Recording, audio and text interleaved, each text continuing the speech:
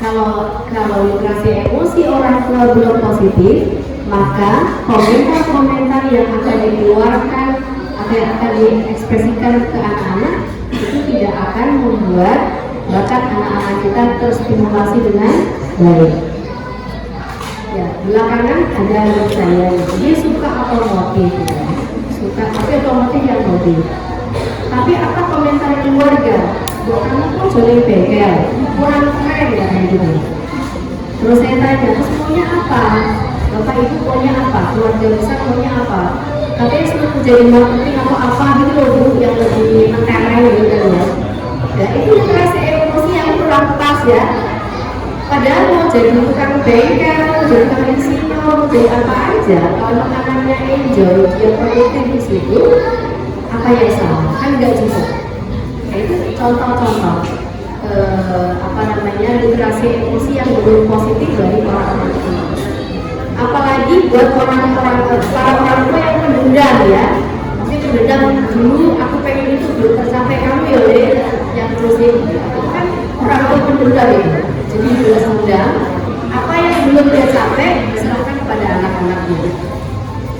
Padahal belum tentu anaknya sanggup, mau, mampu, ya, belum tentu juga. Jadi Bapak Ibu samakan dulu persepsinya bahwa ternyata anak-anak kita itu tumbuh sesuai dengan tugas dia masing-masing, tumbuh sesuai dengan warnanya masing-masing seperti itu. Jangan dipaksa-paksakan. Terakhir saya juga ketemu dengan para orang tua di SMP LHI. Ada yang tanyakan, boleh nggak sih kalau kita pengen ada anak kita menerusi usaha kita? Saya bilang, ya boleh aja, kenapa enggak? Tapi disiapkan dari awal, diajak dialog. Suka nggak di sini? Suka nggak bisnis ya? Nanti yang menggantikan punya bapak ibu dan seterusnya, diobrolin. Karena ini nanti terkait dengan misi hidup. Misi hidup itu tugas hidup ya. Jadi anak-anak kita itu kita bantu untuk menemukan misi hidupnya. Mau berjuang di bidang kehidupan yang mana? Ya, seperti saya sudah menemukan bahwa misi hidupku adalah di bidang pendidikan. Mau sebagai apapun, mau guru, mau pengelola sekolah, mau konsultan, mau apapun, tapi saya bidang juangnya atau lanjuannya adalah di bidang pendidikan. Nah, bantu anak-anak kita untuk menemukan misi hidupnya di bidang yang mana gitu. Nah, sehingga tidak perlu ada maksud kita baik, ya, pengen bantu anak-anak kita menemukan misi hidupnya, tapi malah istilah saya alih-alih membantu anak-anak kita menemukan misi hidup, tapi yang ada mereka dapat siksa hidup ya, karena menjalani sesuatu yang mereka tidak enjoy ya. Yang mereka tidak, ini apa sih gitu ya, nikmatnya di mana itu belum bisa merasakan. Gitu ya. Nah ini apa sih rasa emosi itu yang dikatakan punya efek besar ke stimulasi bakat? Literasi emosi adalah kemampuan untuk memahami emosi diri sendiri, kemampuan untuk mendengar orang lain dan berempati dengan emosi-emosi mereka, serta kemampuan untuk mengekspresikan emosi secara adaptif. Jadi apa namanya ya? Emosi dia, marah dia, karena marah itu boleh, yang boleh adalah marah-marah, ya. Nah sehingga literasi emosi dibutuhkan. Kenapa? Karena dengan kita mampu mengelola emosi, mengekspresikan emosi dengan baik, kemudian mengerti emosi anak-anak kita, maka insya Allah itu akan menjadi modal besar untuk bisa memotret anak kita apa adanya. Pernah dengar nggak? Ada anak kalau di rumah soli-solihan gitu ya, nurut, ibu gitu ya, siap adik gitu. Tapi bukti di luar itu kayak anak keluar dari kandang. Anak keluar dari kandang maksudnya keluar dari kerangkai gitu ya, jadi lepas, liar gitu ya. Kenapa? Karena di rumah terlalu kenceng ini ya, terlalu kenceng pengelolaannya, sehingga tidak terekspresikan dengan asertif. Jadi mengekspresikan emosi itu boleh, tetapi tetap harus tadi dengan adaptif. Lihat situasi, tidak lepas gitu ya, tidak sembarang diekspresikan. Nah, cek orang tua, apakah masih begitu, ataukah sudah terkelola dengan baik? Ya karena ya beberapa kali ya, sering enggak, beberapa kali itu para ibu itu WA ke saya, Bu, ini suami saya lagi ngamuk katanya, gara-gara anaknya nggak mau masuk pondok, sampai piring terbang dan segalanya.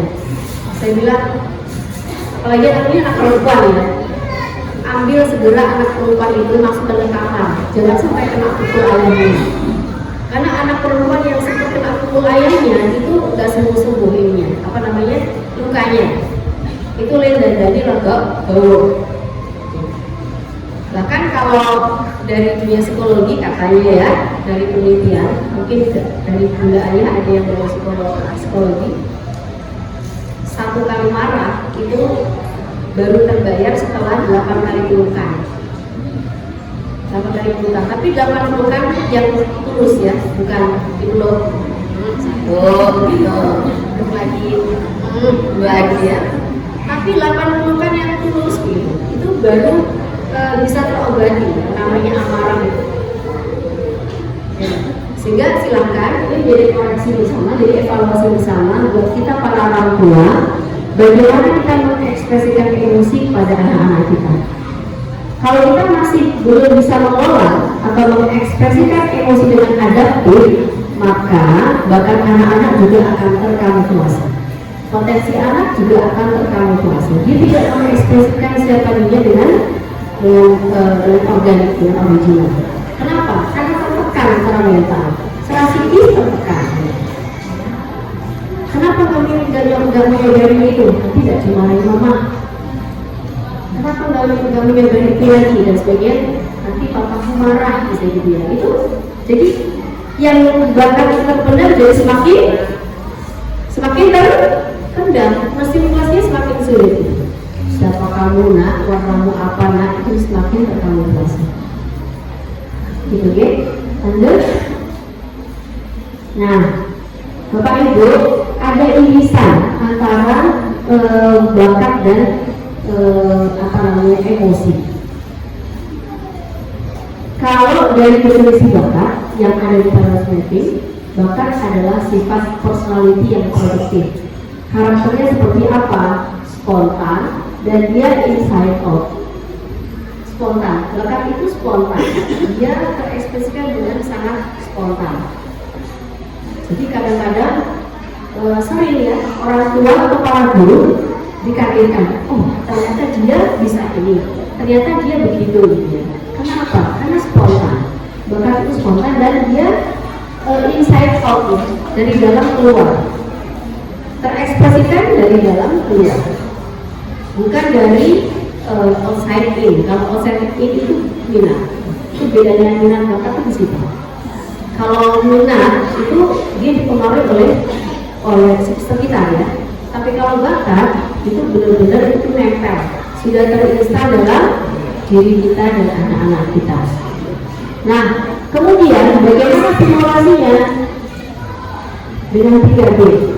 Semoga Bapak Ibu masih ingat ya, karena sering banget ini kita ucapkan di forum. 3B. B, banyak wawasan, banyak kegiatan, dan banyak ketemu orang. Banyak wawasan itu bukan hafalan ya. Wawasan sama hafalan beda. Kalau hafalan kayak ya dihafalkan, fakta-fakta yang dihafalkan, informasi-informasi yang dihafalkan. Tapi kalau wawasan dia mengikuti secara global, bahwa oh ternyata di sana ada apa, gitu ya. Kemudian di sebelah sana ada apa lagi, kayak wawasan itu, bukan hafalan. Karena kalau menurut saya wawasan itu lebih meaningful gitu. Sementara hafalan ya itu aja, kadang-kadang nggak berasa itu artinya apa. Bisa merasakan nggak budaya? Ya, kalau hafalan itu seperti kalau saya merasakan, hafalan itu ya apa tapi nggak ngerti ini apa. Tapi kalau wawasan di sana ada pemaknaan gitu. Oh ternyata begini dan begitu. Kemudian banyak kegiatan. Kalau sekali lagi putra putri Bapak Ibu dari pagi sampai asar itu banyak busuk dan minim kegiatan, maka berarti stimulasinya kurang maksimal. Anak-anak Indonesia dari TK bahkan ya, SD, SMP, SMA kira-kira banyak duduk apa banyak berkegiatan? Cucuri. Gimana? Banyak kegiatan atau banyak duduk? Banyak duduk. Dari jam berapa ke jam berapa? Ya. Minimal dari jam 8 sampai jam 12 ya. Selama bertahun-tahun. Ya. Selama bertahun-tahun. Jadi kadang-kadang dia nonton Dunia Show ya. Saya sering mencontohkan ini. Jadi anak-anak kita itu kebanyakan nonton Dunia Show di kelas. Jangan tunjukkan ya. Jadi bukan kita datang ya. Buka halaman sekian. Sudah kerjakan belum PR-nya? Hati-hati ya, nanti kalau udah kakaknya nanti kamu remedi gitu kan. Sudah, belum pencet gitu ya, dari pelajaran guru matematika keluar. Masuk lagi guru yang lain. Guru apa? Guru akuntansi, guru IPS ya. Masuk lagi gitu ya. Banyak tugas lagi, buka halaman sekian, kerjakan halaman sekian gitu. Kalau nggak KKM revisi daya, keluar lagi, istirahat bentar 20 menit, habis itu giliran guru berikutnya, sampai dulu, selama bertahun-tahun itu, kira-kira berapa tahun minimal? SD 2 tahun, SMP 3 tahun, SMA 3 tahun, berapa Bu? 12 tahun. Mereka nonton ustaz-ustaznya, nonton guru-gurunya pada show di kelasnya masing-masing. Kira-kira kalau di asesmen pakai asesmen bakat asesmen itu kamu belum?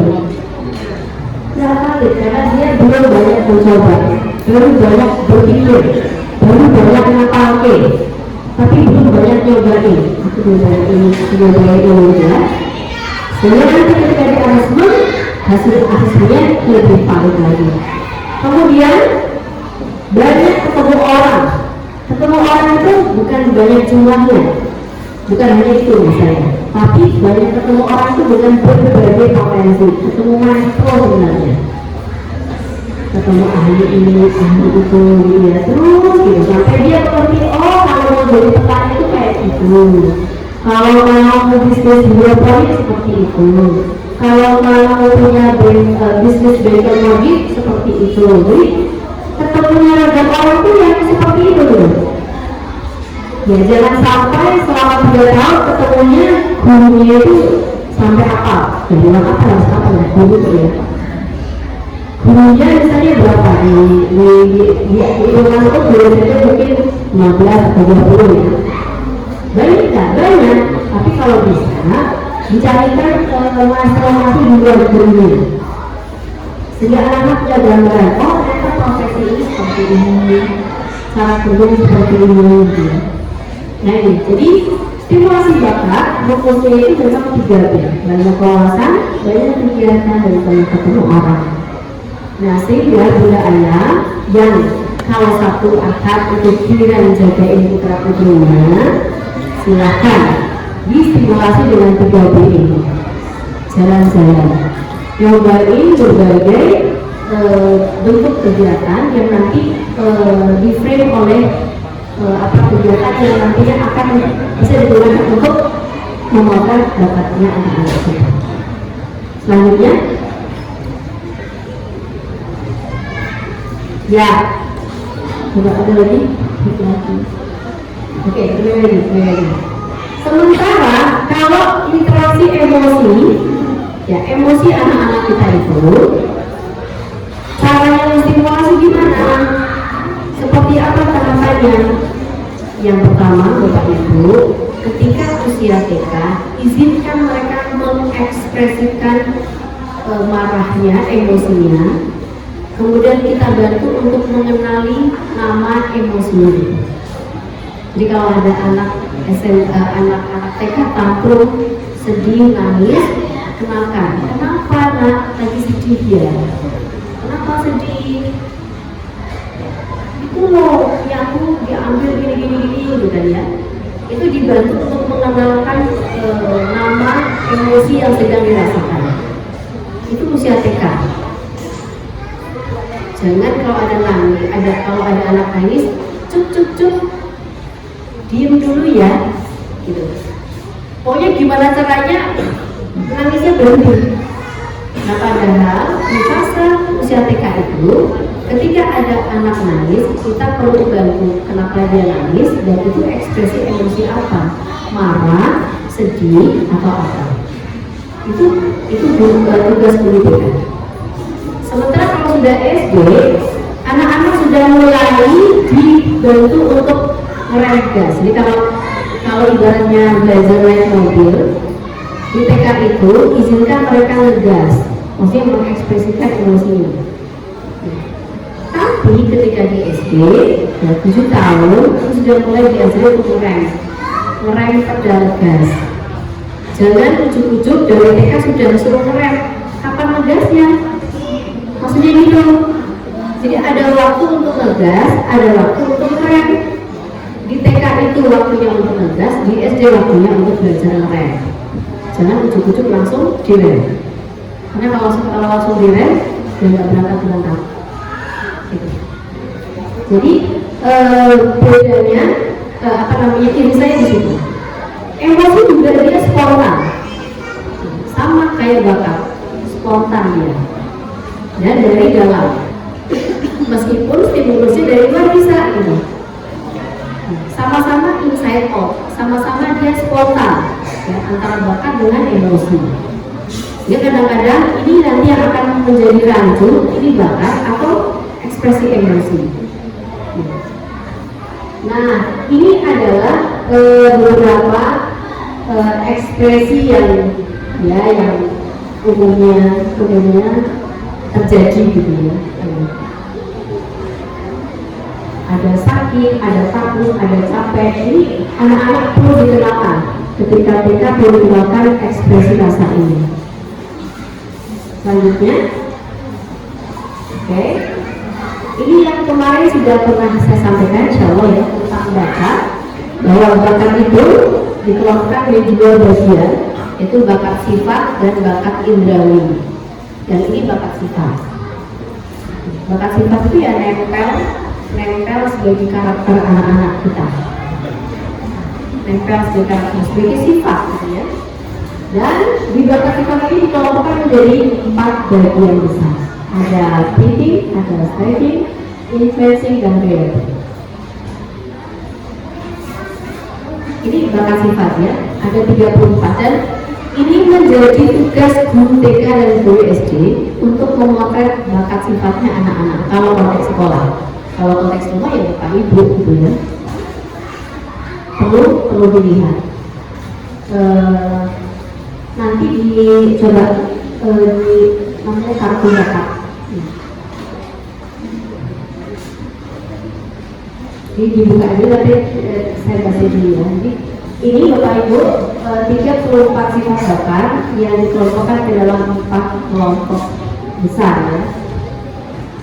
Sekarang begini, kira-kira untuk menjadi seorang dokter itu yang dibutuhkan sifat apa? Agar supaya kita sebagai orang tua nggak maksain kehendak ke anak-anak kita, Bu, ganti dokter Lin, dan saya ibu sakit yang ngobatin kamu. Ya, itu mungkin bahasa yang masih halus. Ada yang ngotot ya orang tua. Ayo ke sekolah yang kedokteran, wes berapapun biayanya tak biayanya. Karena sekarang untuk sekolah di kedokteran itu mahalnya, masya Allah. Jadi luar biasa. Nah sehingga kita perlu mendalami, mengamati bakatnya anak-anak kita itu apa. Oke, yang tadi buka lagi dulu. Yang 34 sifat. Nah,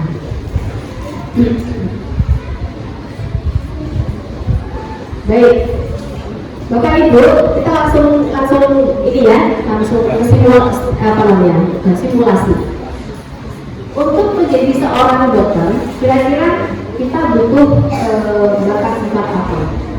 Di thinking misalnya, perlukah anak-anak kita punya bakat analytical untuk menjadi seorang dokter? Perlu. Kemudian, perlukah anak-anak kita punya karakter disiplin? Perlu. Konsistensi itu taat aturan ya. Perlu. Fokus. Jadi dokter perlu fokus bukan? Perlu. Oke. Kemudian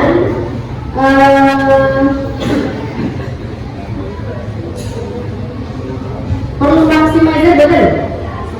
Maximizer itu perfect. Dokter kalau nggak perfect gimana? Salah jahit ya kalau pas itu. Nah itu, ya di bagian thinking untuk menjadi seorang dokter kira-kira yang dibutuhkan ada analytical. Ya, bahkan itu juga perlu ya, karena dia harus mengumpulkan banyak data. Kemudian di kelompok setting, seorang dokter itu perlu bakat disiplin, konsistensi, fokus, gitu ya. Bahkan responsibility, tanggung jawab, responsibility tanggung jawab. Kemudian di influencing ada bakat maximizer. Nah, kira-kira itu yang dibutuhkan oleh anak-anak kita, bakat yang saya untuk menjadi seorang dokter. Saya bandingkan dengan bakat saya. Saya itu bakat yang paling utama itu adalah interaction. Interaction itu di thinking. Jadi apa-apa itu dipikir mendalam. Kira-kira kalau dokter punya interaction yang terlalu tinggi, bisa mudah gimana? Pikir ya, setiap orang saya gitu ya, apa ini gitu ya, setelah apa namanya use-nya habis ya, karena terlalu lama dimikirkan. Kemudian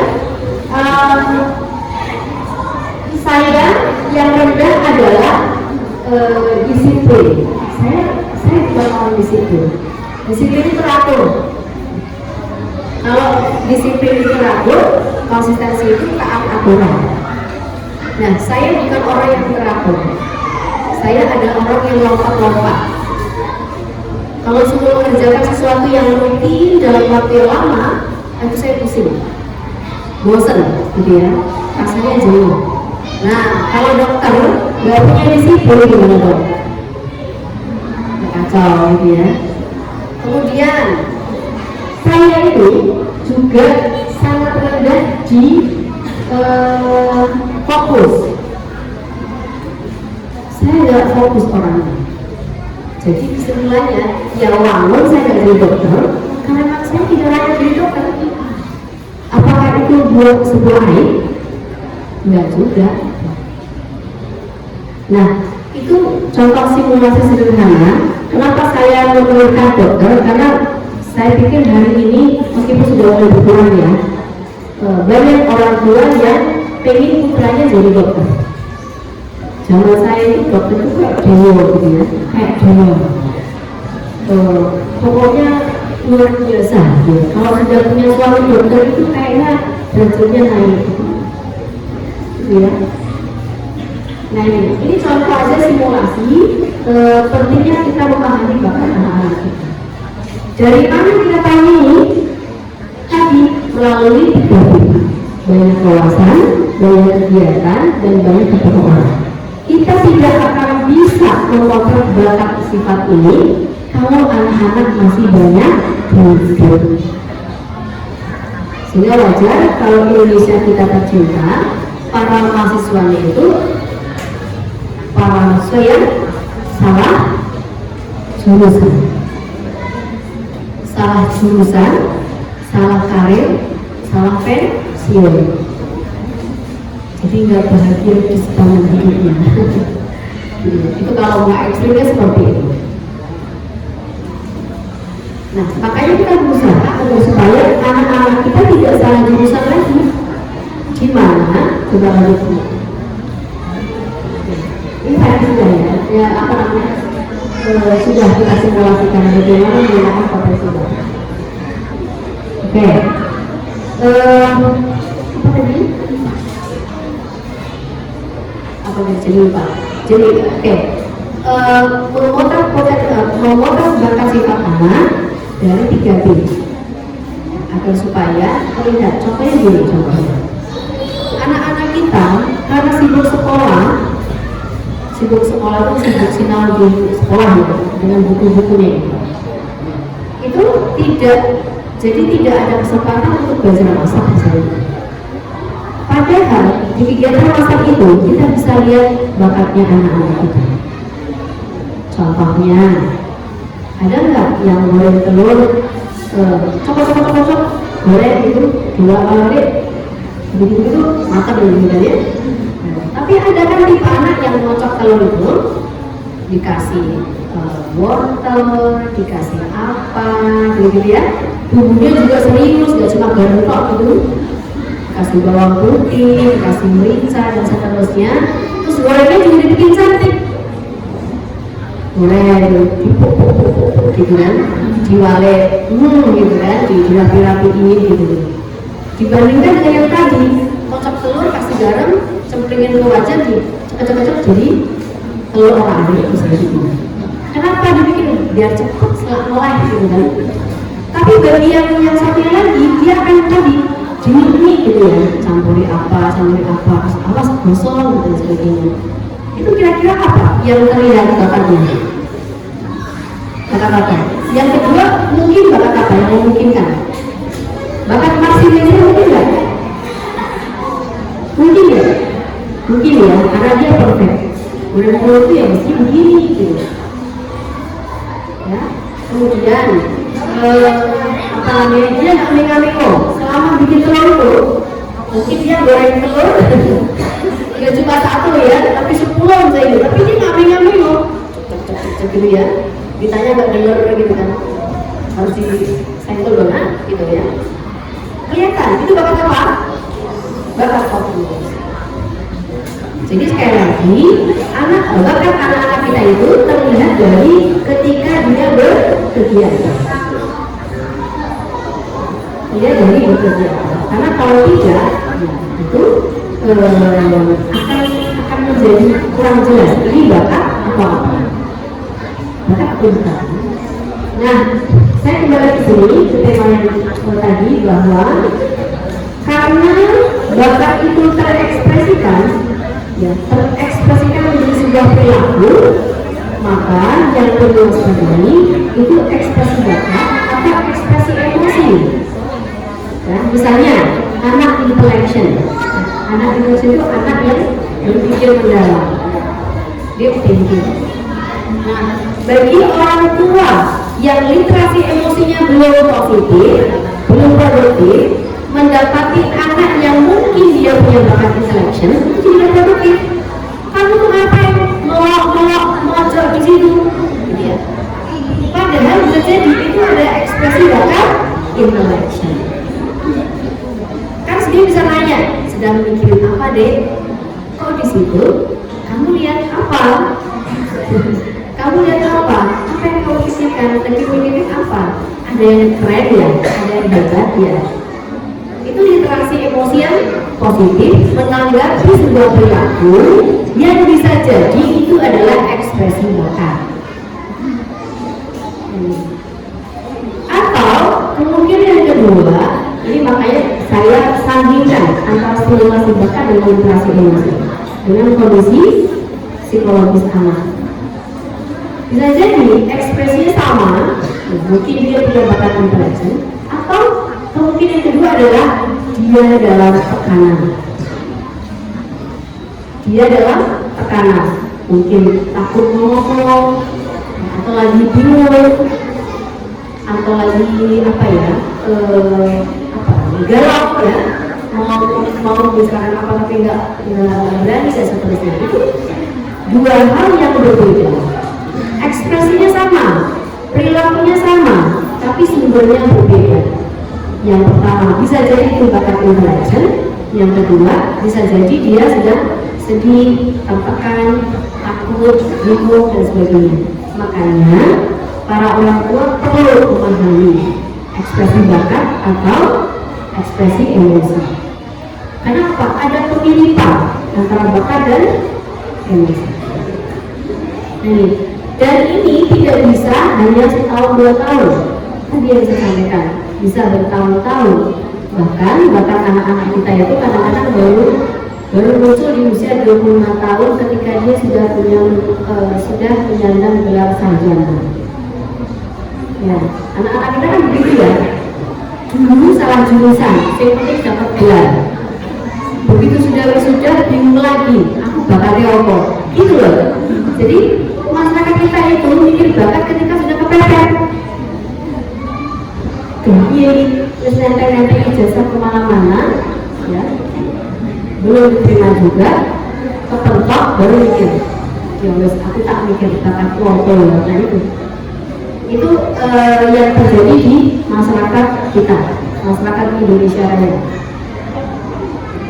Memikirkan bakat ketika kepepet dan sudah agak telat. Nah, padahal ya mudah-mudahan ya dengan adanya SOT ini kita lebih dini lagi, lebih awal lagi menemukan bakatnya anak-anak kita sehingga mereka lebih bahagia dalam hidupnya. Kenapa? Karena bakat itu indikatornya 4. Yang pertama, masih ingat? Yang pertama, enjoy. Dia menikmati apa yang dia kerjakan. Dia suka, dia nagih dengan apa yang dia kerjakan. Ya, yang pertama enjoy, yang kedua easy, mudah buat dia melakukan itu. Kalau buat orang lain itu dia butuh dilatih ya sekian jam, buat dia hanya ya cuma stimulasi sedikit gitu udah bisa. Dan itu mudah buat dia. Sama, saya itu latihan jahit udah sering buat tapi makan perangko, nggak selesai. Kenapa? Ya tidak enjoy di situ. Yang ketiga, excellent, hasilnya bagus, itu bakat. Baru yang keempat, earn itu memberikan manfaat, baik berupa kemanfaatan yang materi maupun yang non materi. Bagus kalau di usia 15 tahun anak-anak sudah sampai earn, meskipun yang adanya baru sederhana. Gitu ya? Bagus. Oke, ini hanya irisan saja ya. Kalau ini pentingnya mengenai rasa ya dan bagaimana mengekspresikan. Ya, kita lihat. Ya, kita kesini ya, Bapak Ibu. Jadi kalau kita mendapati anak ya, kelihatan takut ya, emosinya takut, kemudian dari yang itu keluar dari rasa terancam, bukan terancam. Kalau terancam enak, kalau terancam tidak enak. Ya. Maka kebutuhan emosinya apa? Kebutuhan emosinya ya dia dipeluk, ya. Dipeluk. Kenapa? Apa yang kamu takutkan? Kalau takut ketinggian, berarti bukan cuma dipeluk, tapi boleh dirapi. Kemudian ada emosi malu. Bagaimana kebutuhan emosinya? Ya dia kalau malu dia disupport, kamu bisa kok. Apa ada seperti tinggal yang bikin malu itu apa? Dan seterusnya. Masing-masing emosi itu punya kebutuhan untuk diurus, disentuh. Sehingga kita tidak salah mentreatment. Ketika anak emosi baru begini, kita salah treatment, kan jadi kacau ini. Naiknya, ya ini tadi ya juga saya sampaikan ya, sudah kita simulasikan nanti apa namanya, memandang atau membaca perilaku anak-anak. Ada anak misalnya dia perilaku diam, sukanya mengalah. Ini ekspresi apa nih? Kalau dia ekspresi bakat, dia punya bakat menulis. Ya, harmoni, punya bakat harmoni. Apa bakat harmoni? Dia tidak suka konflik. Pokoknya yang penting kamu bahagia lah. Aku temukan bapak-bapak. Itu bahasa aslinya ya. Bisa jadi diamnya anak-anak kita, mengalami anak-anak kita itu adalah ekspresi bakat dia. Bakat apa? Bakat harimau. Ya, itu kemungkinan yang pertama. Kemungkinan kedua, ya ini ekspresi emosi ya. Ada takut, ada merasa tidak dihargai, merasa tertekan gitu. Nah ini yang perlu didalami oleh kita, para orang tua dan juga para guru. Ya. Ekspresi itu sebagai ekspresi apa? Bakat atau kondisi psikologis yang tidak positif. Jadi Bapak Ibu, hari ini sebenarnya yang kita garisbawahi adalah bahwa ngurusi bakat itu tidak bisa lepas dari ngurusi kondisi psikologisnya anak-anak kita. Agar supaya kita bisa membaca dan mempelajari kondisi psikologis anak-anak kita sebagai orang tua juga perlu diurus kondisi psikologisnya. Ada yang bilang kalau ibu bahagia maka insya Allah satu rumah bahagia. Itu nggak boleh. Karena yang paling bisa berekspresi di rumah ya emak-emak gitu ya. Apalagi emak-emak itu jatah bisanya berapa kata? 20.000 kakak. Jadi kalau tidak bahagia yang keluar 20.000 itu adalah kata-kata yang positif apa yang positif? Negatif. Jadi para bapak tolong buat ibu-ibu bahagia. Karena kalau ibu bahagia, bapak bisa bahagia juga. Ya, anak-anak apalagi ini. Karena sudah banyak bukti ibu yang tidak bahagia itu membuat anaknya juga tidak bahagia. Sayang sih buat kita semuanya ya. Meskipun gak mungkin kan ya, orang bahagia terus kan gak mungkin ya. Masih ada dinamikanya. Ini kan bagaimana kita mengelola. Apakah saya nggak pernah marah? Yang marah juga. Saya juga manusia ya. Yang marah juga. Nangis juga. Hanya nangis dia bisa. Cuman kemudian ketika kita tadi mindfulness ya, menyadari apa yang sedang terjadi, kita bisa seobjektif mungkin memahami persoalan. Selagi kita bernama manusia, ya dengan dinamikanya pasti ada. Kemarin saya menemukan sebuah riset ya, kalau Bapak Ibu sempat pernah buka channel YouTube mata ketiga kalau saya mata ketiga. Itu ternyata ditemukan sebuah fakta begini. Itu penelitiannya dilakukan kepada tikus. Nah, tikus ini diteliti selama 6 bulan. Jadi para peneliti membuat tiga timuan ya, dua tikus. Jadi tempatnya dibikin ada AC di situ. Kemudian makanan nggak boleh habis, bersih.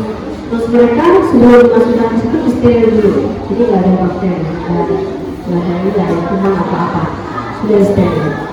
Nah, bulan pertama itu dimasukkan satu jantan 4 betina. Mereka di situ benar-benar happy karena mereka tidak takut ditutup orang, mereka tidak khawatir diburu binatang, ya, kucing atau apa. Mereka benar-benar damai di situ. Kami juga sudah tikus ya, sudah hewan tikus. Nah, kemudian karena mereka tidak apa-apain ya, jadi cuma makan, kawin, itulah semuanya ya. Sehingga sampai bulan yang keempat sudah beranak pinak, sudah banyak sekali. Tapi di waktu yang berikutnya mulai muncul perilaku yang menyimpang. Mereka jenuh dengan kenikmatan yang selalu ada dari dinamikanya. Apa yang terjadi? Tikus jantan suka dengan tikus jantan, yang betina suka dengan tikus betina. Nah, sehingga di bulan terakhir ya, di bulan ke-6 tinggal satu tikus jantan dan akhirnya mati. Jadi ternyata LGBT bukan hanya di kalangan manusia, di kalangan tikus pun ada LGBT, ada homo dan ada lesbian. Pemicunya apa? Kejenuhan. Karena apa? selalu bahagia terus dari penelitiannya dulu. Mungkin tikus akan merasakan sensasinya ya, ketika dia berhasil lari dari tumpukan petani. Betul nggak? Atau sama kan dengan manusia ya, manusia itu akan merasakan sensasi bahagia ketika dia bisa melampaui persoalannya, bisa melampaui ujiannya. Nah, ya. Makanya yang perlu diwaspadai, kelompok lagi yang perlu diwaspadai ketika ada LGBT adalah punahnya manusia. Karena tikus sudah punah kan di surga yang dibuatkan untuk tikus itu dengan LGBT itu mereka akhirnya punah. Habis di bulan ke-6. Ini menarik ya penelitiannya. Ya saya sampaikan ini agar supaya Bapak Ibu jangan lelah, ya memang lelah. Ngurusi anak itu memang lelah, luar biasa lelah. Tapi ya memang begitu dinamikanya. Insya Allah kalau sudah bisa melampaui, ya kita akan merasakan sensasi bahagia, sensasi puasnya. Yang punya anak 6 kayak saya ada di sini? Ada nggak? Ibu berapa Bu? 6. Ya Masya Allah. Gimana Bu rasanya Bu? Malu ya. Luar biasa ya. Rasanya luar biasa. Nano-nano ya. Jadi seperti tidak pernah berhenti dari ujian, seperti tidak pernah berhenti dari yang itu. Yang satu beres, yang satu bergejolak, terus gitu ya. Ya sampai kita menutup mata Bu. Tapi mudah-mudahan lelah kita jadi hilang. Mudah-mudahan itu juga doa saya sih Bu. Sampai di usia hari ini masalah juga tidak pernah berhenti, ada aja. Itu ya Bapak Ibu sebagai pengantar diskusi, mudah-mudahan ada sedikit gambaran, sedikit banyak gambaran tentang bagaimana tantangan bagi para orang tua untuk mewujudkan potensi anak. Ini belum bicara soal memberdayakan bakat ya, baru bagaimana memotret bakatnya anak-anak dikaitkan dengan kesehatan mental. Karena kesehatan mental hari ini juga menjadi PR ya, buat kita semuanya. Hari ini terlalu banyak ya, terlalu banyak apa namanya ya PR bagi para orang tua dan juga para guru ya, terkait dengan proses pendidikan anak-anak kita. Itu dulu ya.